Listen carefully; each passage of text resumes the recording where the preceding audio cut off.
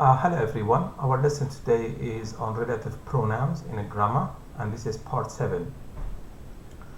I have one question for this lesson. Do we use commas before relative pronouns? Do we use commas before relative pronouns? So the answer is, in non-defining clauses we can use commas before who, whom, whose, but we cannot use a comma before that as a relative pronoun. So my uncle, comma, who lives in Manchester, comma, is rich. My uncle that lives in Manchester is rich. So I can use a comma before who, but I cannot use a comma before that. That as a relative pronoun. Do not use a comma before that as a relative pronoun. And if you watched my videos, part 1, 2, 3, 4, 5, 6, I said we have 5 formal relative pronouns: who, whom, whose, and which. I did not speak about that, and in this video I speak about that. So don't use commas before that in any relative clause. But before who I can use a comma, before whom I can use a comma, before again which I can use a comma, and even before I have to put here who, whom, which, and whose. I can use commas, but I don't use commas before that. So again, my uncle, comma, whom I met yesterday, comma, lives in Berlin. My uncle that I met yesterday lives in Berlin. The bicycle, comma, which I bought, comma, is cheap. The bicycle that I bought is cheap. And I explained in the videos before, if you put a comma before who or whom or which or that, the sentence has one meaning. If you do not put a comma, the sentence has another meaning.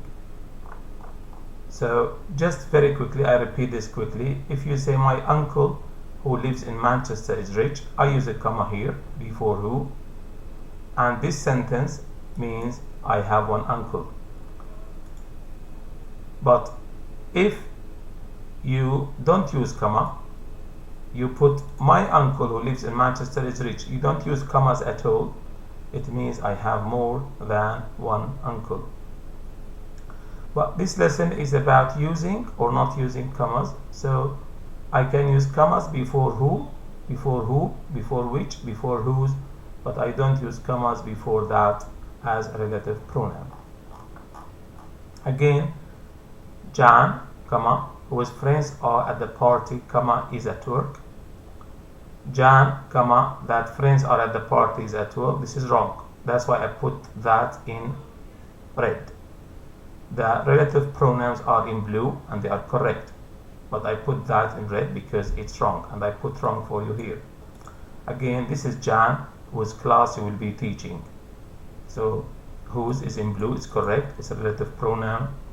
This is Jan, that class you'll be teaching. This is wrong. We cannot use a comma before that. If that is a relative pronoun, we don't use a comma before it. But I can, of course, I can say this is Jan that, this is Jan, comma, whose class you'll be teaching, so that's okay. And here in this sentence, the bicycle that I bought is cheap, so it's okay. So if you don't use a comma before that, you can use that. So I repeat, we use a comma before who, before whom, before which, before whose, and if you use a comma, the sentence has a meaning. If you don't use a comma, the sentence has another meaning. But before that, we do not use a comma at all. Remember, all non-defining clauses can be defining clauses, but the meaning changes when you use commas or delete commas. This is again repetition and more explanation for you. My uncle, comma, who lives in Manchester, comma, is rich. So here I have one uncle, and this sentence can be deleted, who lives in Manchester. My uncle who lives in Manchester is rich, no commas here, and here I have more than one uncle. Or I can say my uncle that lives in Manchester is rich. Again, I have more than one uncle. So I can put comma before who, I can not put comma before that. If you put comma before who, it means I have one uncle. If you don't put comma before who, it means I have more than one uncle. Before that, we don't put commas at all, and I repeated this 2, 3, 4 times today. Don't use a comma before that as a relative pronoun. And in this sentence, of course, I mean I have more than one uncle. This is the end of the video. Please watch it again and again. I hope you learn from it. And you can go to Google and type this sentence to Google, interactive exercises on relative pronouns, and then Google will give you a lot of exercises which you can use and do more and more practice until you know how to use the relative pronouns confidently. Thank you for watching, and all the best.